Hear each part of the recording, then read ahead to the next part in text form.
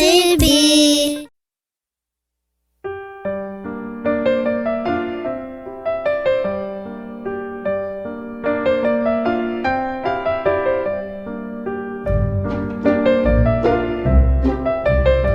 C'est Julia et Elsa dans l'émission Voyage en Corée du Sud sur Radio ACB, votre rendez-vous dédié à ce pays surprenant.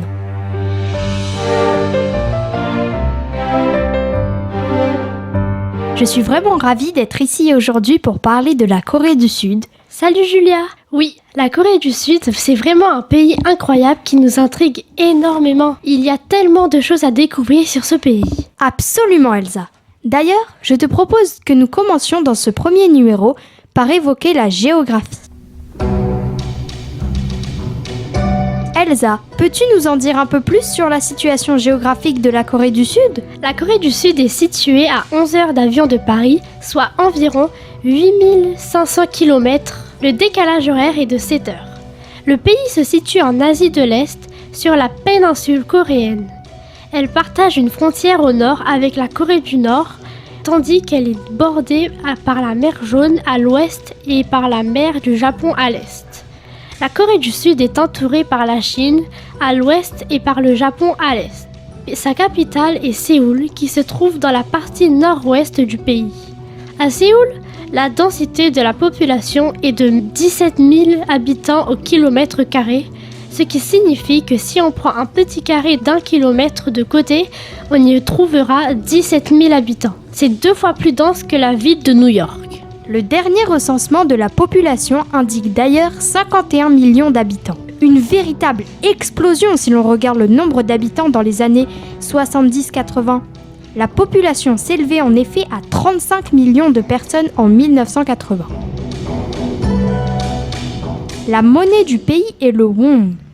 D'ailleurs, au sujet de la monnaie, savais-tu qu'en Corée du Sud, la crypto-monnaie, bien que non reconnue comme monnaie officielle, peut être utilisée pour le commerce ? Parlons maintenant du climat. Le climat local est relativement tempéré. L'été, il existe une courte saison des pluies appelée le jangma. En été, les températures varient de 19 à 30 degrés et plus. Les hivers peuvent être parfois très rudes et les 4 saisons coréennes sont extrêmement marquées. Les hivers de fin novembre à début mars sont d'un froid sibérien, assez sec, notamment dans la zone septentrionale. Mais Julia, c'est quoi ça, la zone septentrionale ? Une zone dite septentrionale se situe au nord. Une zone méridionale se situe, elle, au sud. Bref, si vous souhaitez visiter ce pays, d'après nos recherches, le meilleur moment serait pendant les saisons intermédiaires, spécialement l'automne. Comme ça, vous éviterez les typhons qui peuvent être dangereux. Attends, j'ai pas compris. C'est quoi un typhon ? C'est une question de langage et de point de vue, Elsa. Selon Météo France, le terme cyclone ou cyclone tropical est réservé à l'océan Indien et au Pacifique Sud. On parle en revanche d'ouragan en Atlantique Nord et dans le Pacifique Nord-Est, et enfin de typhon dans le Pacifique Nord-Ouest. La superficie de ce pays est d'à peine 100 000 km², soit 5,5 fois plus petit que la France. C'est le 30e pays d'Asie en termes de superficie. Pour habiter en Corée du Sud, il faut aimer les activités en montagne.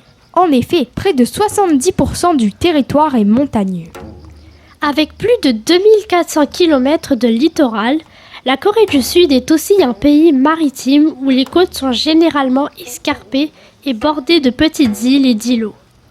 À 5 km au sud de la péninsule, l'île de Jeju est une curiosité car elle présente un relief volcanique unique au cœur d'une végétation luxuriante.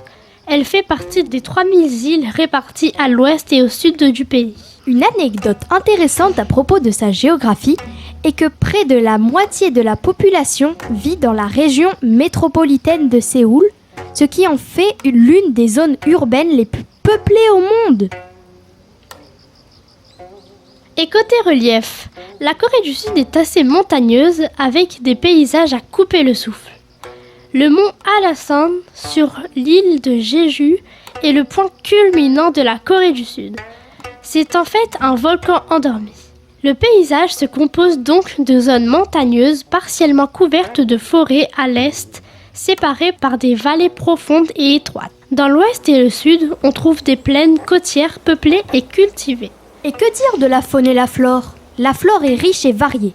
Dans le nord, on trouve plutôt une flore alpine avec des conifères, notamment des pins et des hêtres, mais aussi des chênes, des cèdres ou encore des bouleaux. Dans le sud de la péninsule, on trouve des bruyères, des camélias, des azalées ainsi que les célèbres ginseng. Le ginseng est une plante souvent utilisée en médecine traditionnelle asiatique depuis des millénaires pour ses prétendues propriétés médicinales. En Corée du Sud, le ginseng est considéré comme un trésor national et joue un rôle important dans la culture et la médecine traditionnelle. Il est souvent utilisé pour renforcer le système immunitaire, augmenter l'énergie et améliorer la santé générale. Et que dire de la faune ? La faune spécifique est caractérisée par l'ours noir, le cerf et diverses variétés de faisans, grues et ibis. Le tigre de Sibérie était jadis l'animal le plus célèbre de la faune coréenne. Aujourd'hui, disparu, il est resté un animal mythique des légendes. Pour terminer ce premier numéro, essentiellement tourné vers la géographie du pays, parlons maintenant du drapeau coréen. Quelle est la signification du drapeau coréen ?